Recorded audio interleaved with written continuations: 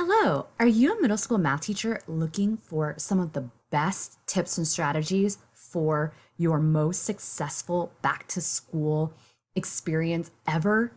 I have 5 tips for your middle school math back to school success. If we don't already know each other, my name is Kathy Martin and I'm the creator of the Prealgebra Teachers Middle School Math Membership. We are your one-stop shop for everything you need to teach middle school math, including 6th, 7th, and 8th grade and Algebra 1 math. I have 5 tips for you for setting up your very most successful back to school week ever. Are you ready? Let's dive in. Tip number 1, set up your rules and your syllabus before the first day of school. If you haven't been told what you are teaching yet, or if you know that it will possibly change, at least set up as much as you can, right? Like you can set up your personal information, you can set up your homework policy, you can set up like any type of classwork rules or anything like that you can do ahead of time until you know exactly what you're teaching. Tip number 2, don't set up a seating chart before the first day. I always recommend allowing your students to pick their seats the very first day, and then you can adjust from there. And I do this specifically because I want to see where students choose to sit. Do they choose to sit with a friend that they know that's possibly going to be a bad choice? Or are they choosing to sit in a spot that's going to be good for them? And this way, you're not kind of like messing with what they naturally want to do. And if you feel like, you know what, that's not going to be a good spot for you because you're next to your buddy and I can already tell you're going to be messing around, then you can change it.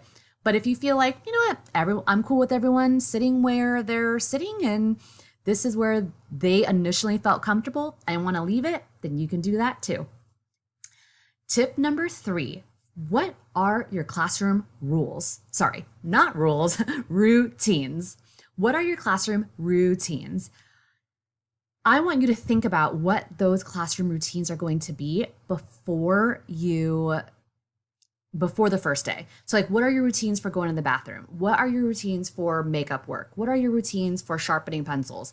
What is the routine for anything that you want a routine for? What is that routine? And then number 4, what is your personal routine? What is your routine that you're going to set up for when you walk into your classroom? What is your routine when you leave the classroom? You want these personal routines built into your day so that you can set yourself up successfully for the next day. Because if you can do that, it will make everything so much easier. And then tip number 5, lesson plan for at least a week. If you are starting on Monday, then lesson plan for that whole week, if it's possible, before school begins.